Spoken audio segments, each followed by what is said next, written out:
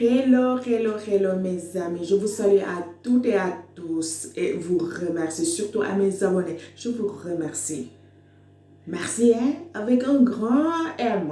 Et vous demande de continuer de vous abonner. Abonnez-vous à ma chaîne, commentez, likez et partagez les vidéos. Il faut partager les vidéos vous aussi. Partagez les vidéos car cela me donne le courage et la force de les continuer. Ok, merci. Allons droit au but. La dernière fois, le débat concernait les hommes.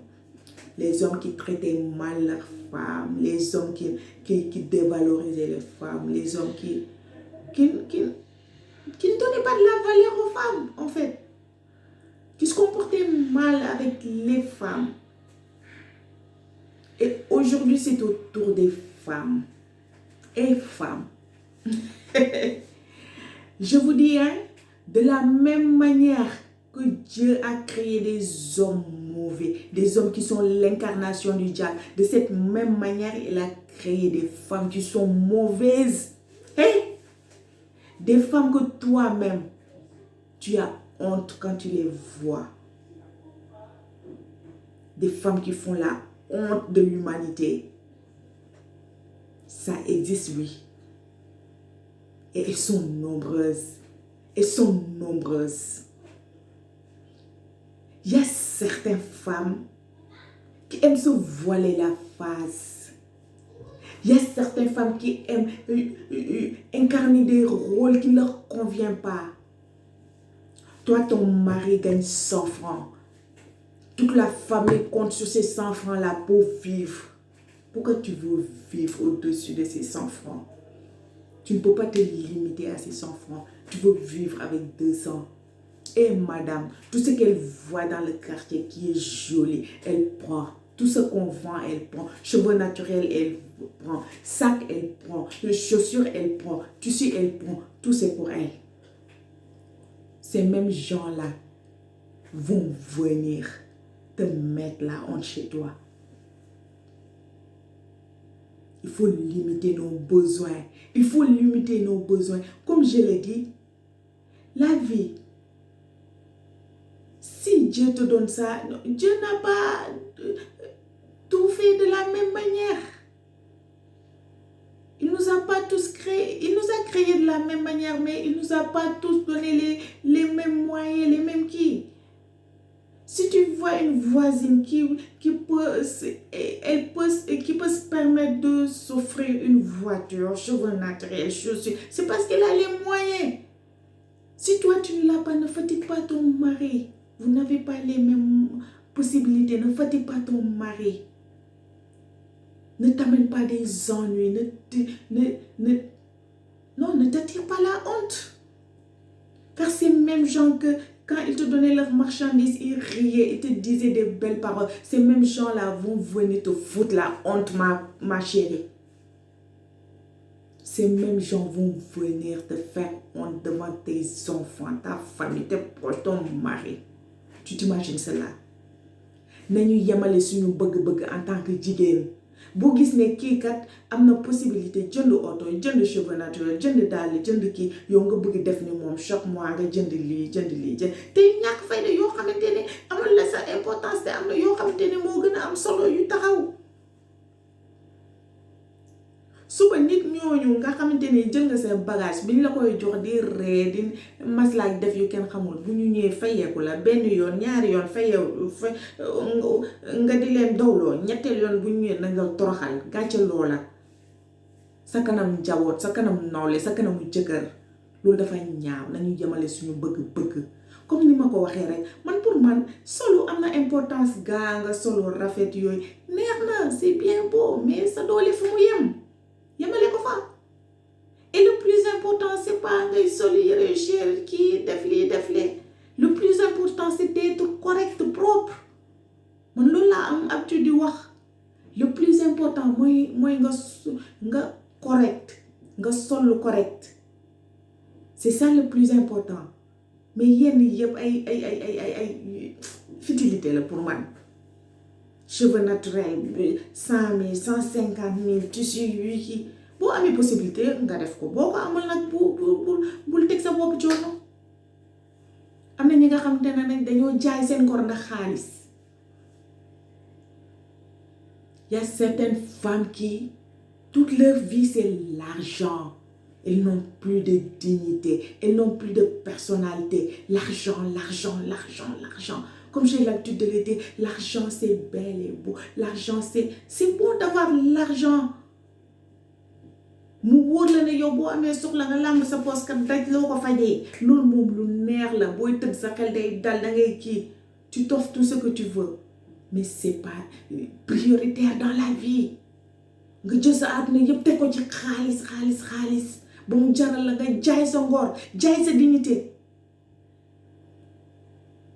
di nga gis ay ndey yi nga xamante ne dañuy ñëw sa seen doom yi nga xamante ne mu wóor la ne yow sa doom ji kat élève la wala lii la yaakaarul ci dara liggéeyul defu dara sa doom bu jigéen nga sos ko li nga xamante ne léegi pour am ko nu muy def da ngay gis ku doomam dem ay fan du occupé wu sax l'essentiel mooy ne xale bi na andi xaalis buux la ko nga tëj sa gémmiñ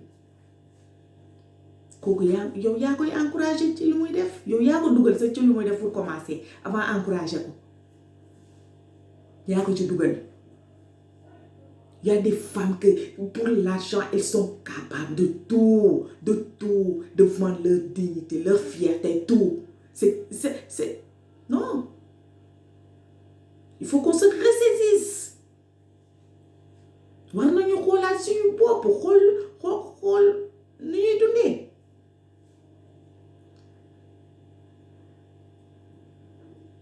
Il y en a d'autres que quand ils se lèvent, leur métier c'est se faire belle, rentrer chaque maison qui se trouve dans le quartier, s'occuper des problèmes des gens, dans toute chose, tout problème qu'il y a dans le quartier, il faut qu'on cite leur nom dedans.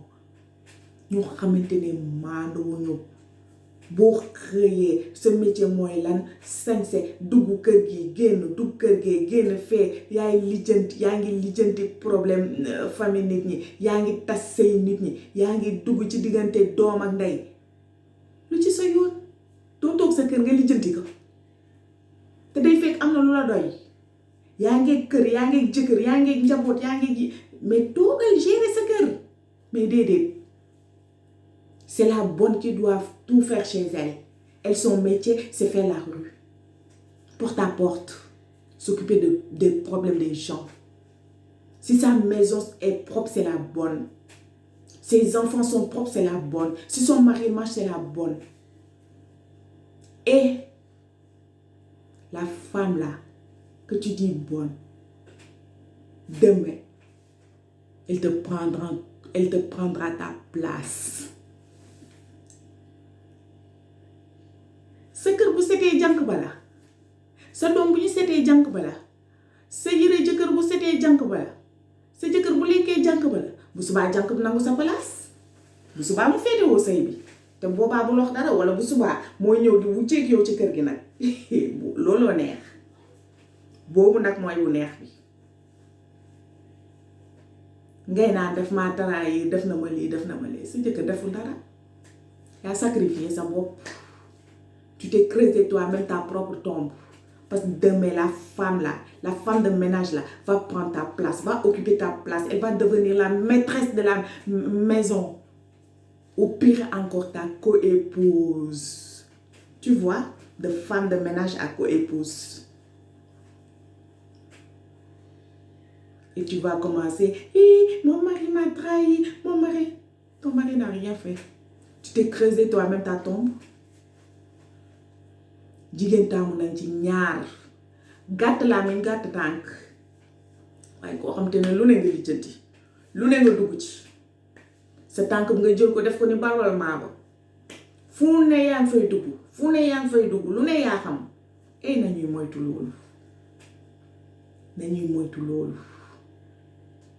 nañuy moytu loolu ñun jigéen ñun ñooy gérer kër yi ñun ñooy mag ñooy rakk ñooy yaay ñooy jabar nañuy moytu yu bëri man je suis d'accord benn moment jigéen tu fais ta jeunesse boo tollee ci kii mais à un moment tu te cases nga éviter yu bëri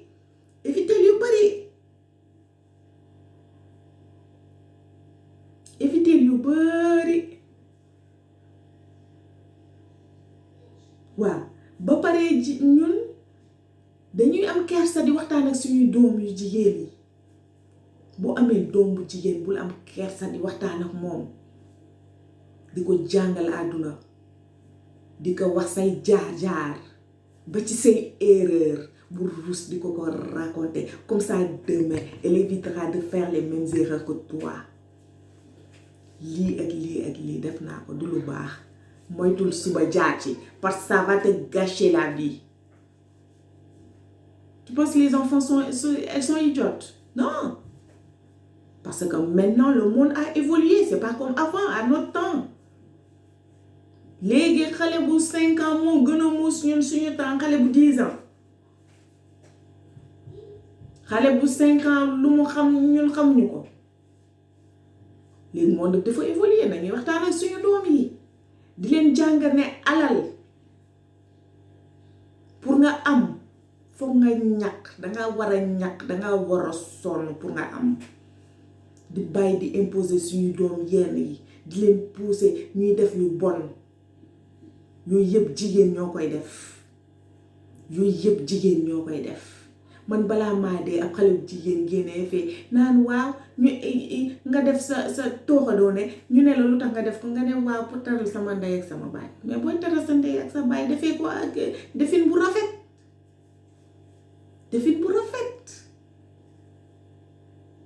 boobu ngay wax ne pour teral sa ndey ak sa baay mais dem def naka sudul noonu ñëw naan pour teral sama ndey ak sama baay moo tax ma di ko def te y a plein de choses yi nga xamante ne jigéen war na ko def yoo xamante ne pour mu éviter di def yenn yi yow nga dem ci kër liggéey bi ngay bañ di jànku boobu li muy def moo ëpp barke que nga xëy que ngoon jot nga solu dem def na ko su du noonu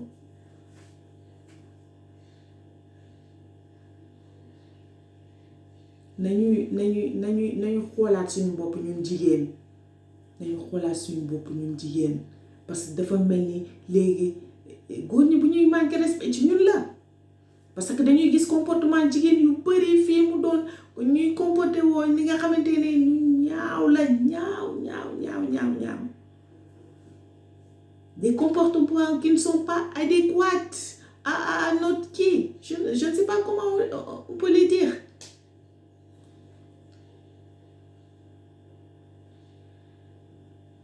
ñun jigéen nañuy changer yemale suñuy bëgg-bëgg yow sa morom bu amee boo amul nga xam ne amoo yàlla mooy séddale yàlla mooy joxe li nga war a def mooy dem ñafe fay pour am ni moom mais pas di jël ay bagage jàmbur yow ki ngay jël bagage am lu mu la wax tam yaa ko tooñ parce que kooku day ñafe pour teral njabootam pour toppatoo njabootam teral ay kiiwam kooku day liggéey lay def.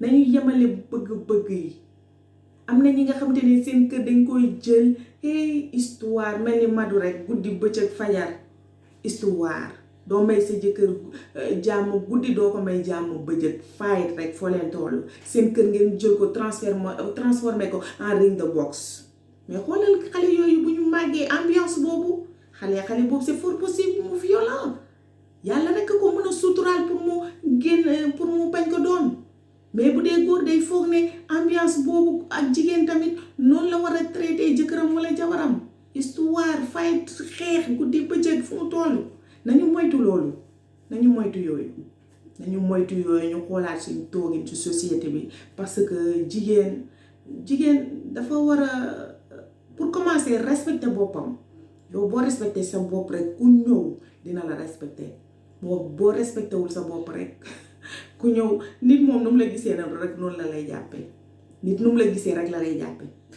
waaw ñu defaraat toogam ci société bi xoolaat suñu comportement yemale bëgg-bëgg yi bàyyi histoire may suñu borom kër yi jàmm